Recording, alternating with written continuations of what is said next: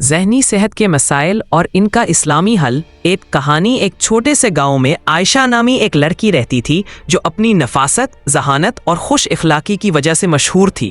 عائشہ کی زندگی بظاہر ہر طرح سے مکمل تھی، لیکن اندر ہی اندر وہ ایک ایسے طوفان سے گزر رہی تھی جس کا علم کسی کو نہیں تھا۔ وہ ذہنی صحت کے مسائل کا شکار تھی۔ عائشہ اکثر راتوں کو جاگتی رہتی، بے چینی اس کے دل میں گھر کر جاتی اور اسے چھوٹی چھوٹی باتوں پر بھی خوف محسوس ہونے لگتا۔ دن کے وقت بھی اس کا دل کسی کام میں نہیں لگتا تھا، ہر چیز اسے بے معنی لگتی اور زندگی کی رونقیں ماند پڑ جاتی تھی۔ وہ اپنی اس کیفیت کو کسی کے سامنے ظاہر نہیں کر پاتی تھی کیونکہ اسے ڈر تھا کہ لوگ اسے پاگل سمجھیں گے یا اس کا مذاق اڑائیں گے۔ اس نے کئی بار خود کو سمجھانے کی کوشش کی کہ یہ سب کچھ اس کا وہم ہے، لیکن یہ خیالات اس کے دماغ سے پیچھا نہیں چھوڑتے تھے۔ ایک دن عائشہ کی حالت بہت زیادہ خراب ہو گئی اور وہ اپنے کمرے میں گمسم بیٹھی تھی۔ اس کی ماں نے جب اسے اس حالت میں دیکھا تو پریشان ہو گئی۔ اس نے عائشہ سے پیار سے پوچھا، بیٹی کیا بات ہے، تم پریشان کیوں لگ رہی ہو؟ عائشہ پہلے تو ہچکچائی، لیکن ماں کی محبت بھری باتوں نے اسے ہمت دی اور اس نے روتے ہوئے اپنی حالت بیان کی۔ ماں نے بڑے صبر سے اس کی باتیں سنی اور اسے تسلی دی۔ عائشہ کی ماں ایک دیندار اور سمجھدار خاتون تھی۔ انہوں نے عائشہ کو گلے لگایا اور کہا، بیٹی یہ کوئی شرم کی بات نہیں ہے۔ ذہنی صحت کے مسائل بھی جسمانی بیماریوں کی طرح ہوتے ہیں اور ان کا علاج ممکن ہے۔ اللہ تعالیٰ نے ہمارے دین میں ہر مشکل کا حل رکھا ہے۔ ماں نے عائشہ کو صبر سے کام لینے اور اللہ پر بھروسہ رکھنے کی تلقین کی۔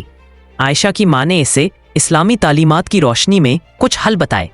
سب سے پہلے انہوں نے عائشہ کو نماز کی پابندی کرنے کو کہا۔ نماز صرف فرض نہیں بیٹی، بلکہ یہ روح کی غذا ہے۔ جب تم سجدہ کرتی ہو تو تم اپنے سارے غم اور پریشانیاں اللہ کے حضور پیش کر دیتی ہو۔ اس سے دل کو سکون ملتا ہے اور ایک روحانی طاقت کا احساس ہوتا ہے۔ عائشہ نے اپنی ماں کی بات مانی اور نماز پڑھنا شروع کر دی۔ اسے حیرت ہوئی کہ جیسے جیسے وہ نماز میں دھیان لگانے لگی، اس کی بے چینی کم ہونے لگی۔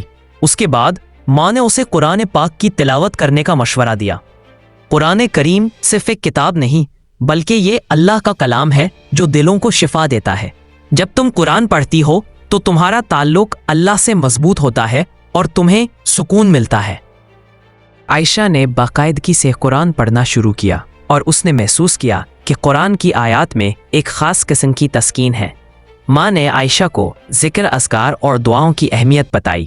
بیٹی جب تمہارا دل پریشان ہو تو اللہ کا ذکر کرو، لا الہ الا اللہ، سبحان اللہ و بحمدہ، استغفر اللہ جیسی دعائیں پڑھو۔ یہ دعائیں نہ صرف گناہوں کو معاف کراتی ہے بلکہ دل کو اطمینان بھی بخشتی ہے، خصوصاً حسبنا اللہ و نعم الوکیل اور لا حول ولا قوت الا باللہ ایسی دعائیں ہیں جو مشکل وقت میں اللہ کی مدد اور پناہ کا احساس دلاتی ہیں۔ عائشہ نے ان دعاؤں کو اپنا معمول بنا لیا۔ ماں نے یہ بھی کہا کہ توبہ اور استغفار سے گناہ معاف ہوتے ہیں اور انسان کا دل پاک ہوتا ہے۔ بعض اوقات ہماری پریشانیوں کی وجہ ہمارے گناہ بھی ہوتے ہیں۔ جب ہم اللہ سے سچے دل سے توبہ کرتے ہیں تو وہ ہمیں معاف کر دیتا ہے اور ہمارے دل سے بوجھ اتر جاتا ہے۔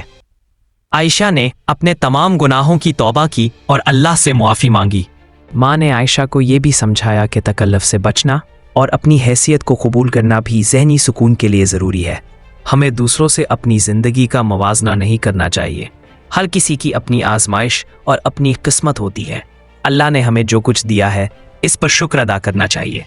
عائشہ کی ماں نے اسے لوگوں کی مدد کرنے اور خیرات دینے کی ترغیب دی۔ جب تم کسی کی مدد کرتی ہو تو تمہیں اندر سے خوشی محسوس ہوتی ہے اور اللہ بھی تم پر راضی ہوتا ہے۔ یہ نیکی تمہیں ذہنی طور پر مضبوط بناتی ہے۔ عائشہ نے غریبوں کی مدد کرنا شروع کیا اور اس سے اسے بہت اطمینان حاصل ہوا۔ ایک اور اہم مشورہ جو ماں نے دیا وہ تھا متوازن طرز زندگی اپنانا۔ بیٹی اچھی نیند لینا، صحت مند کھانا کھانا اور جسمانی سرگرمیوں میں حصہ لینا بھی بہت ضروری ہے۔ یہ سب چیزیں ذہنی صحت کو بہتر بناتی ہے۔ عائشہ نے اپنی غذا اور نیند کے معمولات میں تبدیلی کی۔ آخر میں ماں نے عائشہ کو تھراپی یا مشاورت لینے کی ترغیب دی۔ بیٹی جیسے ہم جسمانی بیماری کے لیے ڈاکٹر کے پاس جاتے ہیں، اسی طرح ذہنی مسائل کے لیے بھی کسی ماہر سے مشورہ کرنا ضروری ہے۔ یہ کوئی کمزوری نہیں بلکہ دانش مندی کی علامت ہے۔ عائشہ نے ایک اسلامی اسکالر اور کونسلر سے بھی رابطہ کیا جنہوں نے اسے مزید اسلامی نقطہ نظر سے رہنمائی فراہم کی۔ وقت گزرنے کے ساتھ عائشہ نے محسوس کیا کہ ان اسلامی طریقوں پر عمل کرنے سے اس کی ذہنی حالت میں نمایاں بہتری آ رہی ہے۔ اس کی بے چینی کم ہو گئی اور اداسی کی کیفیت دور ہونے لگی۔ اس نے دوبارہ زندگی کی رونقیں محسوس کرنا شروع کر دیں اور اپنے دل میں ایک نیا اطمینان پایا۔ عائشہ کی کہانی ہمیں یہ سکھاتی ہے کہ ذہنی صحت کے مسائل کا سامنا کرنا کوئی کمزوری نہیں ہے۔ اسلام ہمیں نہ صرف روحانی بلکہ جسمانی اور ذہنی سکون کے راستے بھی دکھاتا ہے۔ نماز، قرآن، ذکر، توبہ، نیکی اور متوازن طرز زندگی کے ذریعے ہم اپنی ذہنی صحت کو بہتر بنا سکتے ہیں اور اللہ پر بھروسہ کر کے ہر مشکل کا سامنا کر سکتے ہیں۔ یاد رکھیں، اللہ نے ہر بیماری کی شفا رکھی ہے اور ذہنی صحت کے مسائل بھی ان میں شامل ہیں۔ ہمیں مایوس نہیں ہونا چاہیے بلکہ اللہ کی رحمت پر پورا بھروسہ رکھنا چاہیے۔ مجھے امید ہے کہ عائشہ کی یہ کہانی آپ کے لیے روشنی کا باعث بنی ہوگی اور آپ نے اس سے کچھ نہ کچھ سیکھا ہوگا۔ یاد رکھیں، ذہنی صحت کے مسائل کا سامنا کرنا کوئی کمزوری نہیں بلکہ یہ ایک حقیقت ہے جس کا اسلامی تعلیمات کی روشنی میں بھرپور علاج موجود ہے۔ اگر آپ بھی کسی ایسے مسئلے سے گزر رہے ہیں یا کسی کو جانتے ہیں جو پریشان ہے تو مایوس نہ ہوں۔ اللہ کی رحمت سے کبھی ناامید نہیں ہونا چاہیے۔ اپنی نمازوں کو مضبوط کریں، قرآن سے تعلق جوڑیں، اللہ کا ذکر کریں اور کسی قابل اعتماد شخص یا ماہر سے رہنمائی حاصل کریں۔ ہم سب کو ایک دوسرے کا خیال رکھنا ہے اور ایک دوسرے کو سہارا دینا ہے۔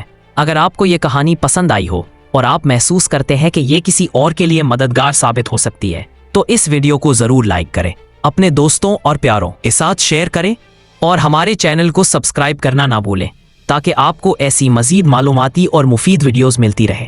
آپ کے کامنٹس ہمارے لیے بہت اہم ہیں۔ نیچے کامنٹس میں بتائیں کہ آپ کو یہ کہانی کیسی لگی اور آپ کس موضوع پر مزید ویڈیوز دیکھنا چاہیں گے۔ آپ کی آراء ہمیں بہتر بنانے